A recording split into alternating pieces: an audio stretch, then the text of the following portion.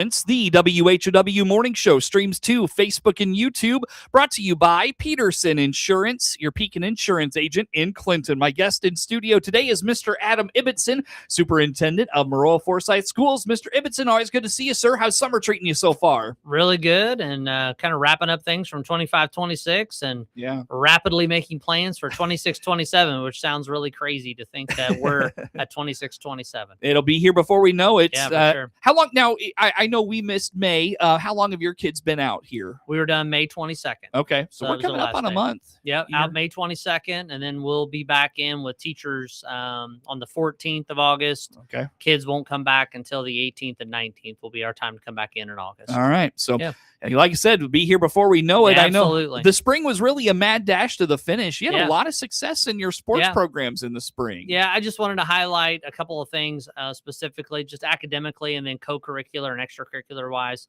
I wanted to say congratulations to Coach Kidd and our girls track team at the high school level. They were able to capture the first ever girls team state championship in school history. There's been been other placers and pieces, but never a state championship team. Really awesome day at O'Brien Field at Eastern. We recognized them at the June board meeting on Tuesday night. Exciting to see the growth of that program over time. And there's a lot of kids coming back. Just wanted to highlight Claire Eigner as a senior. She ended up being the state champion in the mile and the 2 mile. She's going to run to Michigan State next year. Oh, wow. Good for her. And then individual state championship, Zion Young won the shot put as the state champion and had the farthest throw in the shot put of all 3 classes. And she's just a junior and going to be a senior. So, but as Coach Kidd highlighted at the board meeting, every point mattered because we ended up actually tying with Effingham St. Anthony and sharing the championship. Oh, really? So every point that we got along the way really mattered from every relay or every place that we got. So just an awesome thing to have those girls be ushered into town, celebrate with an escort, celebrate a state championship trophy. Just a really awesome experience and really proud of our track program and everyone involved. So really cool to celebrate that. Yeah, very good. So congratulations to them. And, like you said, coming back next year, you'll have some really strong athletes to build on this. So, and I've talked to track coaches. One thing I've learned over the years is, track coaches really have to, it's a battle up and down the roster of events. Not a battle, but it's one of those things you've got to keep everybody motivated because all those points matter at the end of a meet. It does, so kind of prove that true in your situation there. So congratulations to those kids. I know the baseball team, another regional championship. That's pretty cool too. Yeah, so exciting. Really hot that day in Clinton when we played at the regional championship, but excited for the boys, winning the regional and then lost to a really tough Tolono team in the sectional final. Coach Azzarelli, this is his first year as baseball coach. He's resigning that position from our spot. So he's going to take a position at Lourdes in Decatur and be working there, teaching at that junior high. So we wish him the best.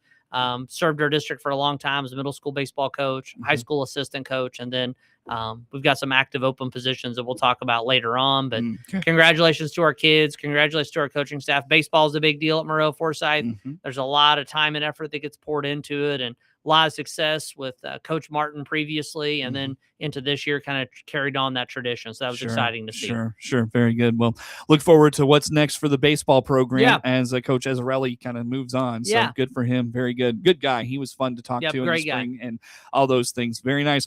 Mr. Ibbotson, as we continue on here for this morning, I know that transitions us to a busy summer season at Maroa-Forsyth. What's going on this summer? So it's really thinking about wrapping up the year. We move in like right now is our FFA state convention. So all of our kiddos are getting recognized there and wrapping up the year, but they're setting the course for next year. That's a really neat thing to think about with some of our state award winners with Emery Bunzelmeyer, Alex Amidas, and Cooper Wise. All were recognized there, and our chapter was recognized with several awards. So really cool.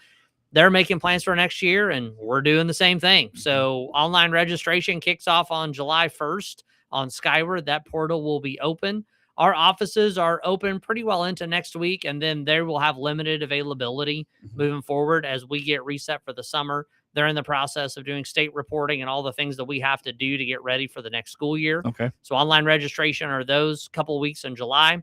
New student registration will be on July 22nd. from 12 to 5. So that's an in-person only. If you're a new student or you're coming in as a resident, you've got to bring your documentation for your residency pieces and all those qualifying documents to register for school. So that's happening on the 22nd, moving into next year, because we will start school with our teachers on the 14th on that Friday. It'll be here pretty quick. Yeah. So now online registration, is that new for Maroa-Forsyth? We've been doing that for a long time. Okay. Through the Skyward Family Access Portal. Families will see that to be open on the first time. That's where they'll see their schedules. If you're a middle schooler or a high schooler, you get to see classroom teachers and all that type of stuff after July 1 and see what that stuff kind of looks like. And then you'll be able to access all that stuff in the registration process and see that starting on July 1st. All right, very good. So registration, I can't believe it. We're a couple of weeks out from that and already thinking about the next school year. You mentioned the next school year, Mr. Ibbotson. Before we get to that, I want to ask about, I know folks, if they're driving by the outdoor sports complex, they're going to see a little different view. What's going on there? Yeah, so when you drive up and down 51, you'll see that our press box is officially down. So that's been taken off its pedestal along the way, all the supports there, and they're doing additional concrete work and footing and securing that area right now and getting it prepped with electricity, technology needs, and getting that ready. Our goal, we're hoping that, we need to have that press box done by August 1, just because of the football calendar has been moved up with the new IHSA requirements to get ready for it. So we're hoping to have that done and ready to go. It's going to look really awesome. It's been a long time coming. It's been on our project list for a while. So we had a big crane. A lot of people stopped by and watched the crane kind of take off the old press box. And we'll have the new one placed here, hopefully here in July, and be able to have some signage on it, take a look at it, and really update the amenities there and just make it a really quality place. Yeah. What are you going to put in there? You got, rooms for everybody. Yeah. You got a kitchen to make, everybody happy, make everybody comfortable. No kitchen. No kitchen. Okay. But separate, it's not going to necessarily be deeper. It's going to be a little wider along the way to accommodate some other rooms. Yeah. It'll look similar to Clinton's press box that they had, similar in some regards. St. T's, if you've been by their spot, it will look similar to it, but it'll have 5 different rooms to look at it, with rooms in the middle and then rooms on the outside for opposing coaches. Still have a spot on the top for people to be at. Really just supporting the game day pieces and what we do, even for track meets with like FAT timing and what we have to do for the scoreboard and all the electronic needs that we have to house everything. It's different than it was 20 years ago. That it is. There's a lot of things to be up there to be able to house. So yeah, we're looking forward to that coming up. And we've got other work happening in and around the high school. We just did our 20-year health, life, safety audit. So lots of HVAC, valves get old, compressors get old, machinery fails. So we're working through some of those pieces. We're also, if you walk into the entrance of the high school next year, that whole atrium area, when you first walk in, it's had some issues with some of the paper peeling off of it as it's set over time and exposed to the sun and the elements over time. So we're redoing it. We have other door projects that we're working on, painting that we're working on, and just kind of updating and staying on a regular schedule to keep that up with maintenance and the looks of everything. Gotcha. Nothing will impact like summer activities at the schools or anything like that? Our staff does a great job. Mr. Garner, Keith Garner, is our building and grounds director. He works with our middle school and high school staff and athletic director, Mr. Appleby. Everything's pretty well sectioned off. We had basketball shootouts a couple weeks ago where we had people in our gyms, and everything we work to coordinate together as a group to make sure all those things happen and we still get the work done that we need to. Yep. Yeah. I mean, in summer activities for kids, football workouts, basketball practices, the camps, all the things already underway, right? It's all happening. We've had middle school girls basketball camps happening. We've had high school basketball shootouts going on. We've had things with, our football workouts have been happening. So we're in full go, and kids are going, and they're doing their own things in the weekends and travel baseball, softball, and basketball and all that stuff. But we're doing a lot of our own stuff, and kids are active and involved. And I tell you, I had Dr. Taylor on the show a few weeks ago, and she said, she made a good point. She said, while a lot of people, and maybe this was the way it was many years ago, but, summertime, it's almost like school didn't let out. It's just, there's kids, there's coaches, their staff, people in and out all the time. The hallways never seem to get quiet sometimes. And I would echo that same fact. I just think summer used to be just complete shutdown and nobody around. I think as involved as kids are, as involved as staff are, I think like buildings wise, air conditioning used to be not a thing that everybody had. Right. Yeah. You're not wrong. So now you're in a spot where you're in a climate control place. You can get some work done, and our staff are in and out whenever they need to be. But yeah, the building is never really empty. People are there all the time. About 10, 15 years ago, air conditioning started to become, which is interesting that it was just 10 or 15 years ago that air conditioning started to become kind of a mainstay in school buildings. But very good. Well, on that note, Mr. Ibbotson, I look at the clock. Let's go ahead and break, and maybe we'll come back and talk some legislative stuff. Actually, you know what? Let's do staffing. You want to do staffing before we go to break? Sure. Yeah. What do you got going on there? We do have some open positions. I mentioned our grade school PE position. We've had a couple of classroom teacher positions that have come open that we're actively interviewing for and working through. Some of those positions have closed. We have a couple other positions that close on the 15th. So I would encourage anyone, you can find those positions on the IASA Job Bank. And you can also find them on our Facebook page, and you can also find them on our school website underneath employment opportunities. So I would encourage anyone that's looking for a position and want to be a part of our team to check those things out for staffing needs. Now, what about bus drivers? How's bus drivers going for you? You know, we've shifted some of our routes around, and at this point, we are fully staffed with bus drivers. Great. So all of our routes that we're planning on for next year, we're fully staffed. We could always use substitute bus drivers. That's another challenge for us. If drivers have to take a field trip or have days that they need to be off for whatever reason, we would always use substitute bus drivers along the way, but we are fully staffed on our routes right now and preparing to make the move for next year. Now, a lot of that has to do with because you, like, if I remember right, condensed routes, changed some start times, finish times. You adjusted that, right? Yeah, we did. So we're our start time at the high school next year, first hour will be at 7:55 instead of 8:05. Our grade school will start really at 8:30 is when students will get started there. Wow. So a little bit earlier dismissal for the high school, middle school. They'll be out of school at 2:45 next year. And then our grade school kids will be out at 3:20. So we've kind of stacked. We've talked several times on this program about consolidating, essentially having pool stops, neighborhood stops, and consolidating some of that to try to help with transportation costs and trying to get the most bang for our buck in terms of that. Yeah, for sure. And again, when you struggle to find bus drivers, you know, I mean, obviously that factors in as well. Very nice. Anything else on staffing, Mr. Ibbotson, we didn't touch on, sir? No, those are just some positions we have open at the grade school. We have some coaching positions open as well, but I encourage everyone to look at our school website or the IESA Job Bank, and you can find those positions. What are you doing with baseball? You mentioned Coach Azzarelli moving on. Yeah, we're still in the process of kind of exploring that. You know, season just got over with, and we had posted for that grade school PE job, and we'll take a look at that with our athletic department and our administrative staff. And I know we'll have a lot of interest in that position. It's a quality program with a lot of tradition and history, and we'll navigate and find a quality coach. No question. Very good. Well, again, how do folks learn about those open positions, learn about all things Maroa-Forsyth Schools? mfschools.net on our Facebook page is a great place, and then finding us on our website has lots of information there as well. Facebook and the website. Very good. Mr. Adam Ibbotson, Superintendent of Maroa-Forsyth Schools, is my guest in studio today. More to come with Mr. Ibbotson on the WHOW Morning Show.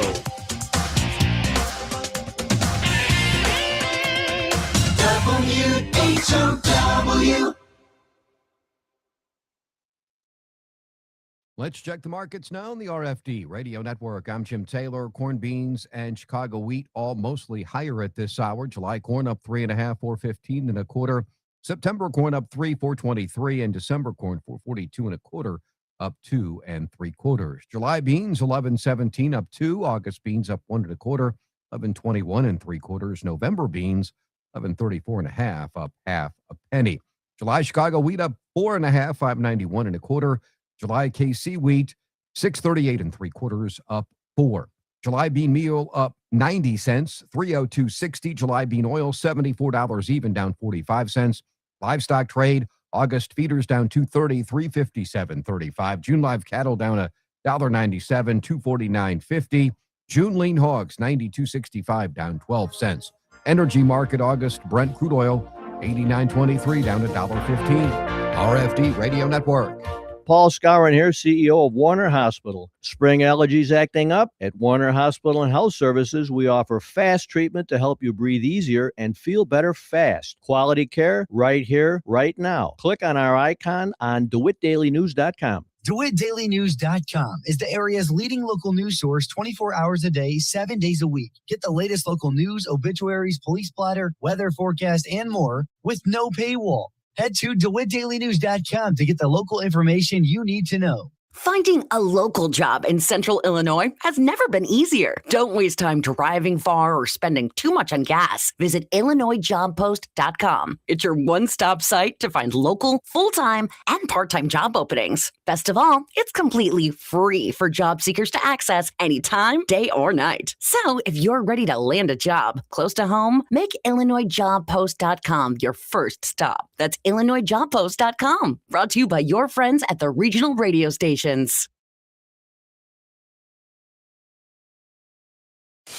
friend in Central Illinois, WHOW.